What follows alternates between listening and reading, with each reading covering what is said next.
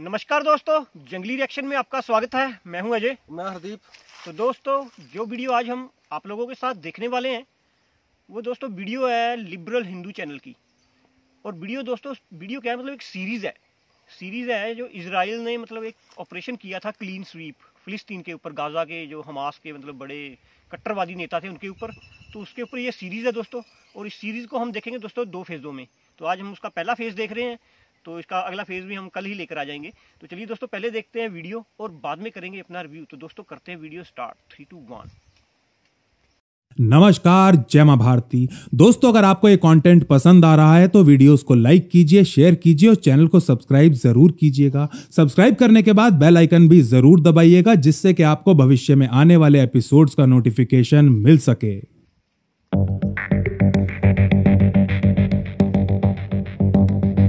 8 मार्च 2003 की सुबह अपने घर से बाहर निकल रहा इब्राहिम अल-मकदमे जानता था कि इजराइल के हिट लिस्ट में उसका भी नाम जुड़ चुका है। पैलेस्टीनियन अथॉरिटी के इंटेलिजेंस ने उसे कई बार सावधान जो किया था, लेकिन मकदमे इन चेतावनियों को गंभीरता से नहीं ले रहा था। उसके अनुसार उसने आखिर किया ही क्या था? बस जिहाद, आत्मघाती हमलों और इजराइल के सर्वनाश के ऊपर कुछ किताबें ही तो लिखी थीं। इतनी सी बात के लिए इजराइल उसे आखिर कैसे मार सकता था?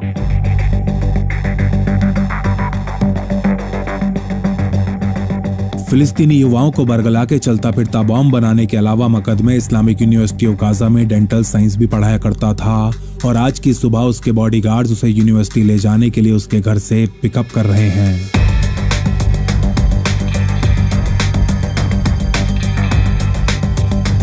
अभी मकदमे के मित्सुबिशी कार कोई 300 मीटर आगे ही चल पाई थी कि तभी आकाश में मंडरा रहे 2 अपाचे हेलीकॉप्टर से निकली 4 हेलफायर मिसाइल जमीन की तरफ आती हैं और मकदमे की गाड़ी को राख बना डालती हैं।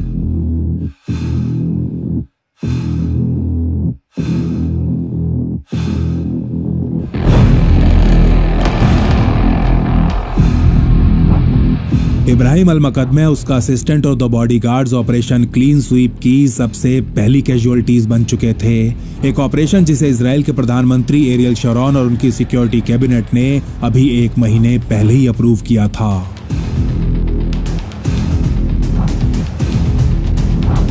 ऑपरेशन क्लीन स्वीप इजराइल द्वारा किए गए पिछले ऑपरेशन से काफी ज्यादा अलग था। इस बार इजराइल उन आतंकी सरगनाओं को चुन चुन के टारगेट कर रहा था जो भटके हुए युवाओं को 72 हूरों का ख्वाब दिखा इजराइल की धरती पर आत्मघाती हमले करवाया करते थे।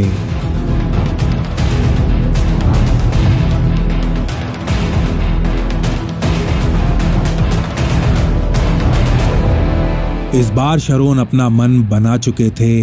वो कुछ भी करके हमास और दूसरे आतंकी संगठनों की समस्त लीडरशिप का सर्वनाश कर देना चाहते थे। मकदमे के 3 महीने बाद इजराइल एयरफोर्स का एक ड्रोन हमास के नंबर 2 अब्दुल अजीज रणतीसी के ऊपर फायर करता है, लेकिन घायल हुआ रणतीसी किसी तरह बच निकलता है।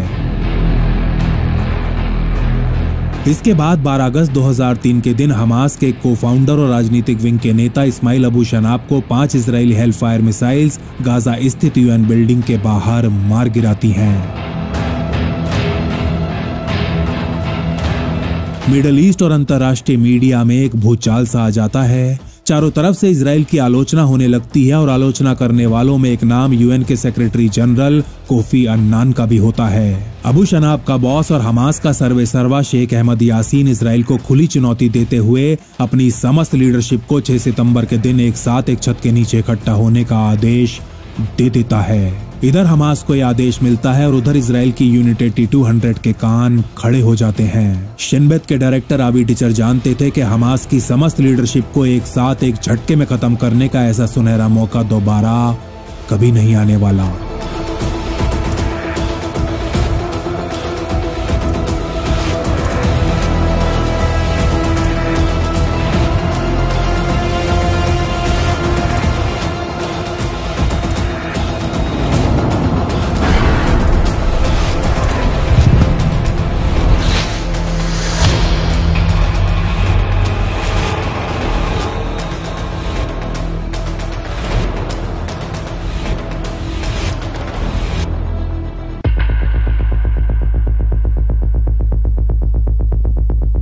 शेख यासीन द्वारा बुलाई गई सीक्रेट मीटिंग की जानकारी आवी डिचर को अपने ह्यूमन और टेक्नोलॉजिकल दोनों ही प्रकार के सोर्सेज से मिलती है। इस इंटेलिजेंस के अनुसार ये मीटिंग 6 सितंबर 2003 को दोपहर के 4 बजे से गाजा के एक जाने माने धार्मिक नेता डॉक्टर मारवान अबू रास के घर पर शुरू होनी थी।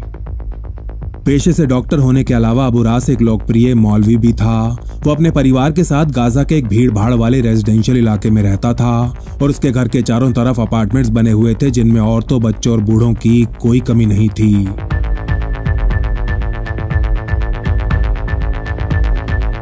आखिरकार 6 सितंबर का दिन आ जाता है और दोपहर के 3:40 पर आईएफ के 2 F-16 फाइटर जेट्स भूमध्य सागर के ऊपर मंडराना शुरू कर देते हैं। इन दोनों ही लड़ाकू विमानों में 1-1 टन की क्षमता वाले बॉम्ब्स लगे हुए थे।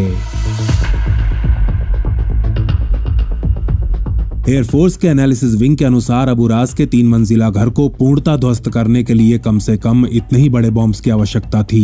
3:45 पर आईडीएफ के चीफ मोशे यालोन अपने ऑपरेशंस एनालिस्ट को टारगेट इलाके के मैप और फोटोज के साथ जॉइंट वॉर रूम में बुला लेते हैं। क्या लगता है आप लोगों को कितनी कोलैटरल डैमेज होगी? सर, अबू रास के घर के बिल्कुल साथ एक 5 मंजिला घरेलू बिल्डिंग है जिसमें कोई 40 परिवार रहते हैं, लेकिन हमारी इंटेलिजेंस के अनुसार 4 बजे इस बिल्डिंग के ज्यादातर मर्द अपने अपने काम पर गए होंगे।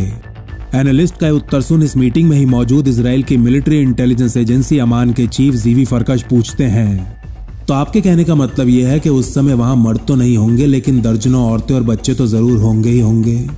फिर यह भी बता दीजिए कि जब 1 टन का बॉम्ब उनके ऊपर गिरेगा तो उन बेचारों का क्या हाल होगा? सर, हमारे एस्टिमेट के अनुसार कम से कम 15 से 20 सिविलियंस तो जरूर मारे जाएंगे। एक दूसरा एनालिस्ट जैसे ही उत्तर देता है, यालोन तुरंत इजराइल के प्रधानमंत्री एरियल शरोन को कॉन्फ्रेंस कॉल पर लेते हुए उनसे कहते हैं, सर, हमें स्ट्राइक तुरंत कैंसिल कर देनी चाहिए। एक ऑपरेशन की सफलता के लिए हम औरतों और बच्चों की बलि नहीं चढ़ा सकते। सर, अगर ये स्ट्राइक सफल हुई भी तो हम शायद ये लड़ाई तो जीत जाएं, लेकिन घरेलू और अंतर्राष्ट्रीय स्तर पर जो युद्ध चल रहा है उसमें हमारी हार सुनिश्चित है। औरतों और बच्चों का खून बहाने के लिए इजराइल की जनता हमें कभी माफ नहीं करेगी। सर, यालोन की ये बात खत्म होते ही शिनबेत के इस जॉइंट वॉर रूम में एक सन्नाटा सा पसर जाता है कि तभी सन्नाटे को भंग करते हुए शिनबेत चीफ आवी डिचर कहते हैं, सर, अगर परिस्थिति नॉर्मल होती या फिर कोई बी और सी लेवल का टारगेट होता तो मैं खुद कभी ये स्ट्राइक नहीं होने देता। लेकिन सर, ये एक ऐतिहासिक मौका है, ये एक रेयरेस्ट ऑफ रेयर अपॉर्चुनिटी है। हमास की कमर तोड़ने का ऐसा मौका हमारे पास दोबारा कभी नहीं आने वाला। सभी पक्षों का मत सुनने के बाद इजराइल के प्रधानमंत्री थोड़ी देर कुछ सोचते हैं और फिर बहुत भारी मन के साथ ये स्ट्राइक कैंसिल कर देते हैं।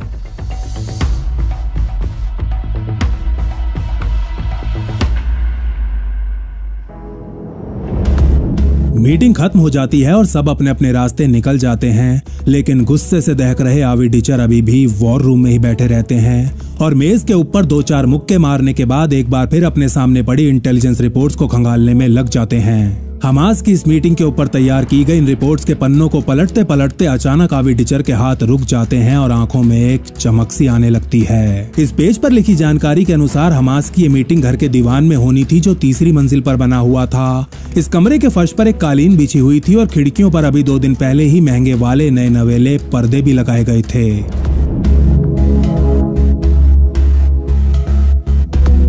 डिचर तुरंत अपने सभी ऑपरेशंस एनालिस्ट को वापस वॉर रूम में बुला लेते हैं। क्या हमारे पास कोई ऐसा रास्ता है कि आसपास के घरों को नुकसान पहुंचाए बिना सिर्फ और सिर्फ इस घर के टॉप फ्लोर को उड़ाया जा सके? डिचर का यह प्रश्न खत्म होते ही एक एनालिस्ट अपने लैपटॉप पर कुछ कैलकुलेशंस करने के बाद कहता है, सर, अगर 250 किलोग्राम वाली एक छोटी मिसाइल को कमरे की खिड़की से फायर किया जाए तो उस कमरे में मौजूद सभी लोगों का विनाश सुनिश्चित है और इस बात की 90% प्रोबेबिलिटी है कि कमरे के बाहर किसी को कोई हानि भी नहीं पहुंचेगी। बिना कोई समय गवाए आवी डिचर एक बार फिर सबको फोन लगा अपना ये रिवाइज प्लान सबके सामने प्रस्तुत कर देते हैं। लेकिन जीवी फरकश और यालोन के मन में अभी भी काफी संदेह था और इसका एक अच्छा कारण भी था। शेख यासीन 24 घंटे व्हील चेयर में रहा करता था और उन्हें नहीं लग रहा था कि ऐसी हालत में उसे 3री मंजिल पर ले जाया जाएगा। लेकिन इस बार सभी पक्षों की दलील सुनने के बाद प्रधानमंत्री शरोन इस ऑपरेशन को अप्रूव कर देते हैं।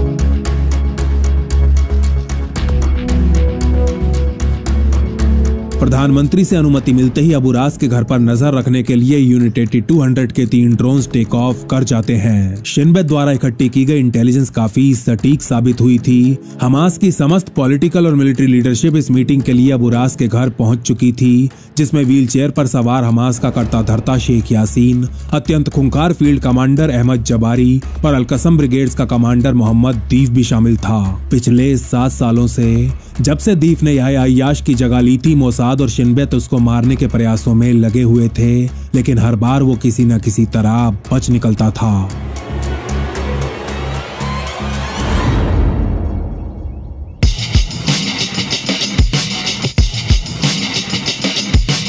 हमास के सारे लीडर्स घर के अंदर प्रवेश कर चुके थे और ठीक 4:35 पर आकाश में उड़ रहे एक इजरायली F-16 का पायलट अपनी सेंटर स्टिक पर लगा लॉन्च का बटन दबा देता है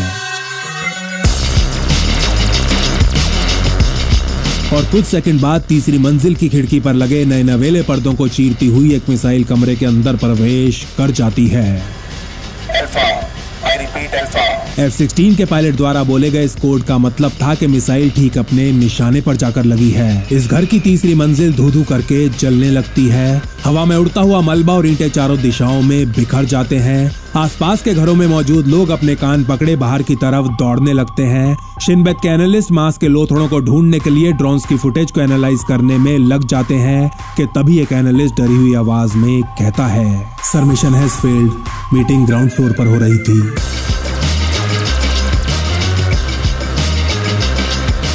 ग्राउंड फ्लोर पर मौजूद हमास के सभी नेता और कमांडर्स खड़े होते हैं और अपने कपड़ों से धूल झाड़ते हुए बाहर की तरफ भागना शुरू कर देते हैं और वो शेख यासीन, जो पिछले कई वर्षों से हर समय व्हील चेयर पर बैठा हुआ दिखाई देता था, आज अपनी जान बचाने के लिए वो भी अपने 2 पैरों पर दौड़ रहा होता है।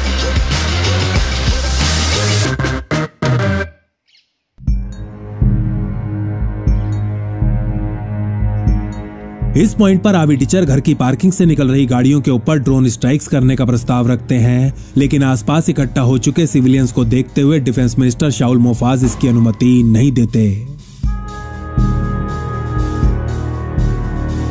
हमास के पूरे नेतृत्व को एक साथ एक झटके में खत्म करने का यह सुनहरा अवसर इजराइल के हाथों से फिसल चुका था। फोन लाइन के ऊपर सन्नाटा और वॉर रूम में एक मातम सा पसर गया था कि तभी चारों तरफ नजरें घुमाने के बाद आवी टीचर कहते हैं, मुझे आप लोगों को ये बताने की जरूरत नहीं है कि आज पूरे घर को ना उड़ाने का निर्णय करके हमने कितनी बड़ी गलती की है, और आप सब ये भी जानते ही होंगे कि हमारी इस गलती की कीमत अब ना जाने कितने इजरायली नागरिक और फौजियों को अपनी जान दे के चुकानी पड़ेगी।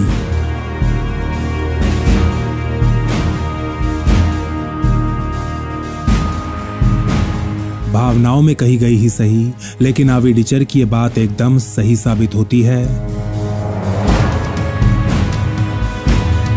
अबू रास के घर पर हुई उस स्ट्राइक के 3 दिन बाद शाम के लगभग 6 बजे ट्रिफिन आर्मी बेस के बाहर सैकड़ों इजरायली फौजी अपनी अपनी बसों के इंतजार में खड़े हुए थे।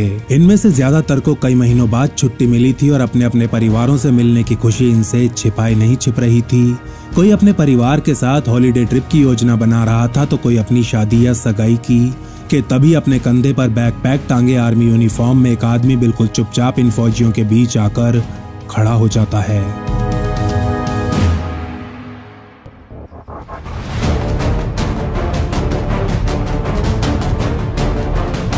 कुछ मिनट बाद एक जोर का धमाका इस आर्मी बस स्टॉप के परखच्चे उड़ा देता है। इस धमाके में कुल 9 इजरायली फौजी मारे जाते हैं जबकि 18 घायल होते हैं। हमास अबू रास के घर पर हुई उस स्ट्राइक का प्रतिशोध लेना शुरू कर चुका था। इस समय इजराइल के प्रधानमंत्री एरियल शरोन भारत के प्रधानमंत्री अटल बिहारी वाजपेयी से मिलने नई दिल्ली आए हुए थे और जब उन्हें यह दुखद समाचार मिलता है तो वो जवाबी कार्यवाही करने का जिम्मा अपने विदेश मंत्री सिल्वन शालोम को सौंप देते हैं। ट्रिफिन आर्मी बेस पर हुए आत्मघाती हमले के 4 घंटे बाद शालोम शिन बेत और अमान के साथ एक अर्जेंट मीटिंग बुलाते हैं। हम चुप नहीं बैठ सकते, हमारे फौजियों के ऊपर हमला हुआ है, हम चुप नहीं बैठ सकते। मुझे बस ये बताओ कि अभी के अभी हमास में किसको मारा जा सकता है। गुस्से से लाल शालोम ये पूछते हैं तो शिन बेत का एक ऑफिसर उत्तर देता है, सर इस समय हमने महमूद अल जहर को सर्वेलेंस पर डाला हुआ है, उसको टारगेट किया जा सकता है। हमास के को फाउंडर्स में से एक अल ज़हर को संगठन के सबसे कट्टर और अतिवादी गुट का एक अत्यंत खूंखार नेता माना जाता था। लेकिन अल ज़हर का नाम सुनते ही चिड़न में अपना सर हिलाते हुए आवी डिचर कहते हैं, सर हम कब तक इन साइड विलन्स को टारगेट करते रहेंगे? अब समय आ गया है कि हमास नामक इस सांप के सर को पूरी तरह कुचल दिया जाए। अब समय आ गया है कि शेख यासीन को जहन्नुम भेज दिया जाए। और अगर आपको मेरी बात सुन के ज्यादा झटका ना लगे तो अब हमें यासिर अराफात का टिकट भी काट देना चाहिए।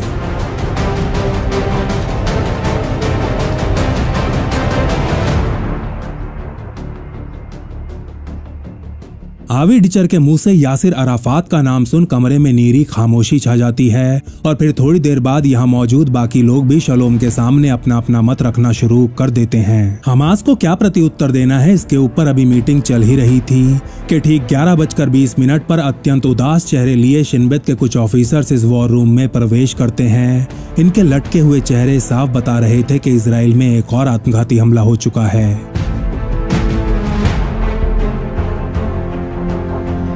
इस बार जेरूसलम की जर्मन कॉलोनी में स्थित कैफे हिल को टारगेट किया गया था। इस हमले में 7 लोग मारे गए थे जबकि 47 घायल हो गए थे।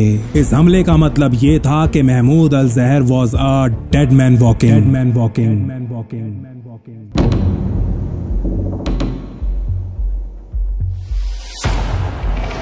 सुबह 8:30 बजे यूनिट 8200 के लिसनिंग बेस टर्बन में लगे हाईटेक सेंसर्स अल ज़हर द्वारा की गई कॉल को इंटरसेप्ट करते हैं। इस इंटरसेप्ट के अनुसार ये कॉल वो अपने घर के ऑफिस से कर रहा था जो दूसरी मंजिल पर बना हुआ था। अभी ये इंटेलिजेंस शालोम तक पहुंची ही थी कि तभी टर्बन से एक दूसरी रिपोर्ट भी आने लगती है। इस रिपोर्ट के अनुसार इस समय अल ज़हर अपने लैंडलाइन फोन से BBC अरबिक को इंटरव्यू दे रहा था। टर्बन ने इस कॉल को इंटरसेप्ट कर लिया था और वो 100% श्योर थे कि फोन पर अल ज़हर ही बात कर रहा है। शालोम के साथ जॉइंट वॉर रूम में बैठे सभी अधिकारी अल ज़हर के इस BBC इंटरव्यू को आराम से सुनने लगते हैं और इंटरव्यू खत्म होने के बाद जैसे ही वो फोन काटता है उसके घर के बहुत ऊपर उड़ रहे 2 अपाचे हेलीकॉप्टर्स कुल 3 हेलफायर मिसाइल्स फायर कर देते हैं।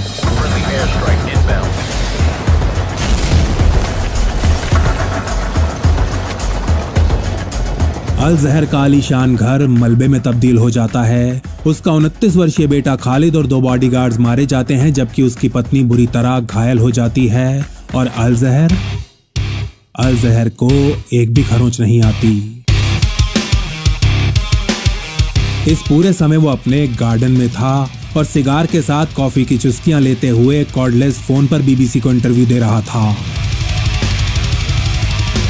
ऑपरेशन क्लीन स्वीप का एग्जीक्यूशन बद से बदतर होता जा रहा था। इजराइल एक के बाद एक अपने निशाने से चूक रहा था लेकिन उधर हमास हर बार एकदम सही जगह चोट कर रहा था।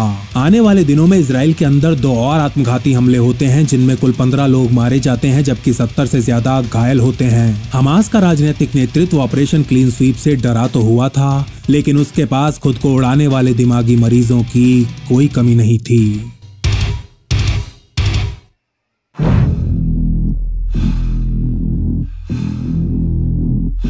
नवंबर 2003 में एक दिन तेल अवीव स्थित शिनबेत के हेडक्वार्टर्स में इजरायली डिफेंस एस्टेब्लिशमेंट की एक मीटिंग बुलाई जाती है।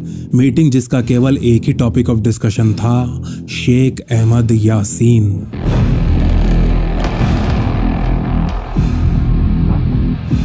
एक बार फिर अपना पूरा जोर लगा शेख यासीन को खत्म करने का समर्थन करते हुए आवी डिचर कहते हैं, जेंटलमैन, ये आदमी इजराइल विरोधी आत्मघाती विचारधारा का आदर्श है और मृत्यु के संतहीन खेल का रचयिता भी। लेकिन मौत के सौदागर को मारने के 2 परिणाम हो सकते हैं। पहला ये कि पूरा मिडल ईस्ट सुलग उठेगा और हमारे विरुद्ध आतंकवाद की एक ऐसी लहर पैदा होगी जिसकी हम कल्पना भी नहीं कर सकते, या फिर दूसरा ये कि हमास का मनोबल पूरी तरह टूट जाएगा और हम आतंकवाद के ऊपर विजयी हो जाएंगे। डिचर के अलावा प्रधानमंत्री शरौन अपने डिफेंस मिनिस्टर मोफाज और IDF चीफ यालोन का मत भी सुनते हैं। जहां यालोन डिचर के साथ सहमति जताते हैं वहीं मोफाज को लग रहा था कि यासीन जैसे व्हीलचेयर से बंधे एक अपाहिज बूढ़े को मारना उनकी पब्लिक इमेज के लिए काफी हानिकारक साबित हो सकता है। IDF के फिलोसफर इन चीफ असा काशर भी यासीन को मारने का समर्थन तो करते हैं लेकिन प्रधानमंत्री शरौन को उसके डेथ वारंट पर साइन करने के लिए नहीं मना पाते। अंततः इस मुद्दे को अटॉर्नी जनरल के ऑफिस भेज दिया जाता है, एक ऑफिस जिसके पास इजराइल में सर्वोच्च कानूनी अधिकार होता है। इजराइल के इतिहास में ऐसा पहली बार हो रहा था जब टारगेट किलिंग पर निर्णय लेने का जिम्मा प्रधानमंत्री की जगह AG के ऊपर सौंप दिया गया हो। एजी से मिलने के लिए अमान और शिनबेत के अधिकारी अपने साथ शेख यासीन के विरुद्ध आतंकवाद में शामिल होने के सबूत और वो रेड पेज भी लेकर जाते हैं, जिसके ऊपर साइन होते ही वो एक चलती फिरती लाश बन जाता। लेकिन इजराइल के एजी यासीन के विरुद्ध प्रस्तुत किए गए इन सबूतों से संतुष्ट नहीं होते और अपने स्टाफ से विचार विमर्श करने के बाद कहते हैं, आप ये सोचिए कि शेख यासीन इजराइल की कोर्ट में खड़ा हुआ है, मैं जज की कुर्सी पर बैठा हूं और आप उसके खिलाफ प्रोसिक्यूशन कर रहे हैं। अब उसे दोषी मानते हुए मौत की सजा सुनाने के लिए मुझे इतने पक्के सबूत चाहिए होंगे जिनमें संदेह की जरा सी भी गुंजाइश न हो। इसलिए प्लीज जाइए और वो सबूत लेकर आइए जो यासीन और आतंकवाद के बीच सीधा लिंक स्थापित करते हों।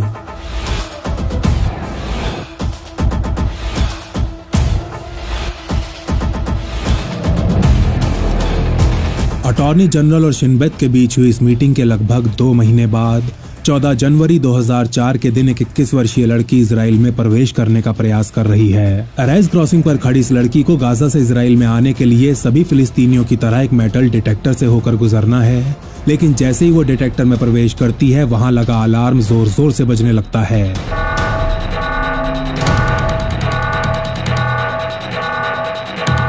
Platoon, platoon. अलार्म बजते ही ये लड़की अपने पैर की तरफ इशारा करते हुए गार्ड से कहती है कि उसके पैर में प्लेटिनम की रॉड डली हुई है। 2 बार और मेटल डिटेक्टर से निकालने के बाद इस लड़की को एक महिला गार्ड के साथ जा व्यक्तिगत तलाशी देने को कहा जाता है, लेकिन जैसे ही वो महिला गार्ड इसके पास आती है ये लड़की अपने पेट पर लगा एक लाल बटन दबा देती है।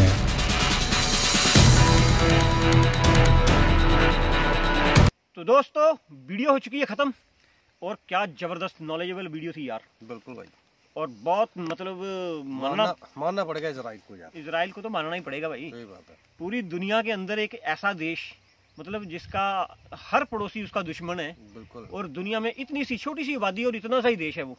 मतलब आप समझिए कि आप 2-3 घंटे में पूरा देश घूम लोगे। बिल्कुल। इतना छोटा सा देश है और 92 या 94 लाख की आबादी है, लेकिन पूरी दुनिया में किसी में दम नहीं है जो इनके साथ लड़ ले। सही बात है। किसी में दम नहीं है जो इजराइल का बाल भी बांका कर दे भाई। बहुत डेंजरस, बहुत पढ़ी लिखी और बहुत एजुकेटेड कंट्री। बिल्कुल। मतलब इतनी हाई एडवांस टेक्नोलॉजी है इन काफिरों की, आप पूछो मत कि जो ये मुल्ला माफिया है ना बहुत डेंजर है उनके लिए। ये देख आपने हमने वीडियो में देखा ही है कैसे कैसे टपकाए हैं इन्होंने बड़े बड़े जो हमास के लीडर थे भाई। तो हमास वाले मतलब इजराइल को मतलब यहूदियों को ना बिल्कुल जो मुसलमान कौम है बिल्कुल अच्छा नहीं समझती है, क्योंकि वो ही नहीं समझते उससे अच्छा था, फिर वो क्यों समझे उससे अच्छा। खैर दोनों एक दूसरे को अच्छा नहीं समझते हैं, लेकिन वो एक अलग चीज है। लेकिन मतलब यहूदियों पे जो अत्याचार हुआ है ना वो बहुत ज्यादा अत्याचार हुआ है। तो अभी बिल्कुल भाई इनका हक बनता है, इनका ये देश है, इनको रहने दिया जाए, क्योंकि हिटलर ने अपने जमाने में बहुत ही अत्याचार किए थे यहूदियों के ऊपर। 1.5, 2 लाख इकट्ठे करके मार देता था वो। बिल्कुल सही। तो अभी इनके बिल्कुल राइट बनते कि इनको एक अलग देश चलो मिला ही हुआ है जो भी है, लेकिन जो साथ वाली मुस्लिम कंट्री हैं ईरान वगैरह ये एक्सेप्ट नहीं करते, पाकिस्तान एक्सेप्ट नहीं करता है।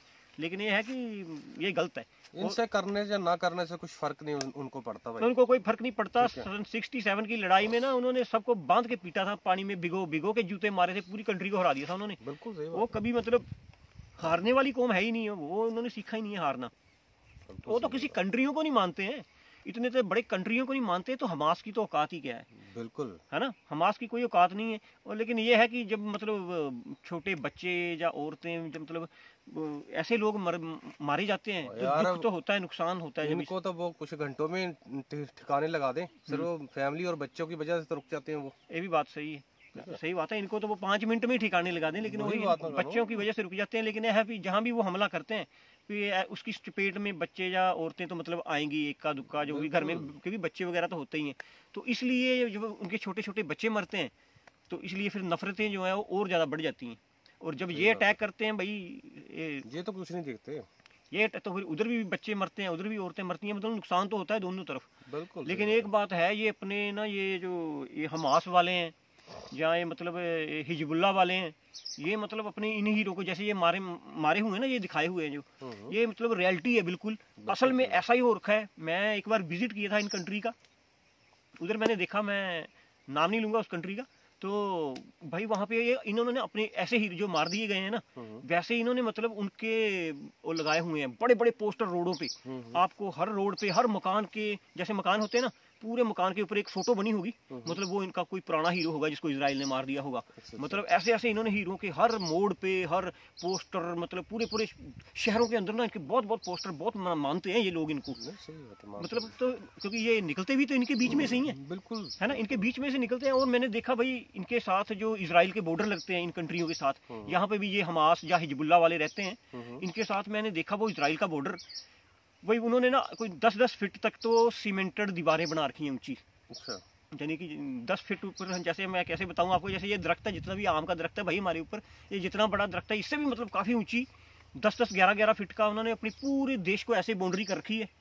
और कोई भी एक भी मतलब जो है फौजी या उनका संतरी आपको नहीं मिलेगा वहाँ पे बॉर्डर पे कोई भी उनका आपको आर्मी का जवान देखने को मिलेगा ही नहीं, क्योंकि हर जगह कैमरे फिट हैं। मतलब एक मक्खी भी अगर उस कंट्री की तरफ से इजराइल को जाती है ना, तो मतलब जेरूसलम में पता लगता है कि एक मक्खी आई है उधर से। तो मतलब भाई उनकी बहुत ही टाइट सिक्योरिटी, कोई मतलब मक्खी नहीं आ सकती है इतनी, क्योंकि अगर कोई भी बंदा आएगा ना उनके कैमरों में ऑटोमेटिक सब कुछ है और ऑटोमेटिक वेपन चल जाता है, कुछ भी चाहे कोई भी चीजें सेंसर डिटेक्ट कर लेते हैं ना। मैं बोल रहा हूँ उन्होंने बहुत इजराइल बहुत डेंजरस है।